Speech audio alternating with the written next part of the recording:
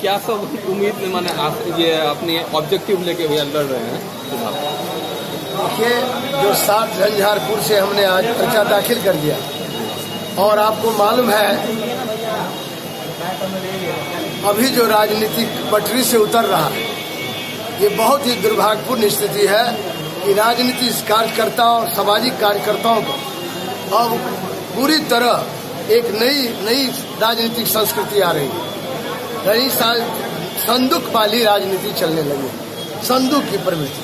अब ये तो आगे जांच का विषय है, मैं इस पर अभी कुछ नहीं बोलना चाहता हूँ। इतना मैं जरूर कहना चाहता हूँ कि राजनीति का व्यापार जो है उसको हम खत्म करेंगे। इस संकल्प के लिए मैं पर्चा दाखिल किया हूँ, क्योंकि आने वाला जो भविष्य होगा वो हमको कहेगा, क्योंकि मेरी छवि लड़ाकू संघर्ष वाला जुझारू जनता ने मान लिया। तो मैं इसीलिए मैदान में हूँ। कम से कम राजनीति और सार्वजनिक जीवन में रहने वाले लोगों के लिए रास्ता बंद नहीं हो, राजनीति व्यापारियों के लिए रास्ता खुला है राजनीति में। ये बहुत ही दुर्भाग्यपूर्ण बात है। राजनीति कोई व्यापार नहीं है, व्यापार अलग चीज है और राजनीति अलग चीज है। व्यापार विज्ञापन से चलता है, राजनीति जनता के समर्थन से चलता है, जनता के विश्वास से चलता है। इसीलिए क्षेत्र में बहुत दिन से उसको जिला बनाने की मांग आ रही है, क्या उस सब पर सही मांग है, लेकिन अफसोस है कि जो सरकार है कभी इस पर ध्यान नहीं दिया, तवज्जो नहीं दिया। हमारी प्राथमिकता रहेगी कि झंझारपुर को जिला बनाया जाए और मिथिलांचल की जो आवाज दबाने की कोशिश हुई है झंझारपुर में और मधुबनी में, आप देख रहे होंगे जो टिकट शेयरिंग का जो खेल हो रहा है।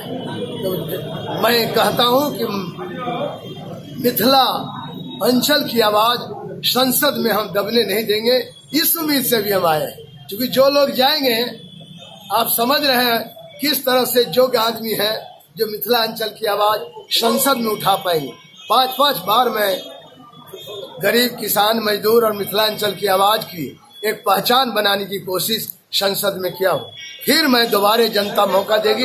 हमको पूरा भरोसा है कि जनता का विश्वास मुझको मिलेगा और जनता का विश्वास मिलेगा तो मैं मिथिलांचल की आवाज को संसद में वहाँ उठाने का काम करूंगा, ताकि यहाँ के लोगों के हक हकूक और जो मेरा अधूरा सब काम है, अधूरा काम जैसे हमने रेलवे लाइन एक मंजूर करवाया था जो आपको उमगांव से लेकर और लदनिया से लेकर और लौखी से लेकर निर्मली तक जाने वाली है, जो ऑलरेडी रेलवे स्टेशन का नोटिफिकेशन हो गया, रेलवे विभाग के पिंक बुक पर चढ़ा हुआ है, लेकिन 10 सालों से धूल चाट रहा है। किसी ने आवाज उठाया ही नहीं संसद में।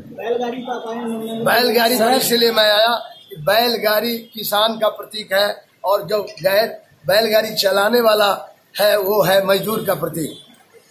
आज 93% जो वर्क फोर्स है वो मजदूर के असंगठित मजदूरों का है, चाहे वो धान काटने वाला मजदूर हो चाहे असंगठित मजदूर हो। उसके लिए कोई कारगर कदम नहीं कानून बन सका, इसलिए कानून भी संसद बनाती है। उसके लिए हम प्राइवेट मेंबर बिल भी होता है संसद में, मैं उठा सकता हूँ। उन गरीबों के लिए एक बार मैं बनाया था, जो अभी देखे होंगे, जो इलाज का मामला है, आम आदमी बीमा, असंगठित मजदूर का सवाल मैं उठाया था। जो किसान है पूरे देश के आवाम का और जवान का पेट भरने का काम करता है, लेकिन सबसे ज्यादा फटेहाल परेशान आज किसान है। क्योंकि किसान को आज आर्थिक स्थिति इतनी दयनीय है, समर्थन मूल्य नहीं मिलता।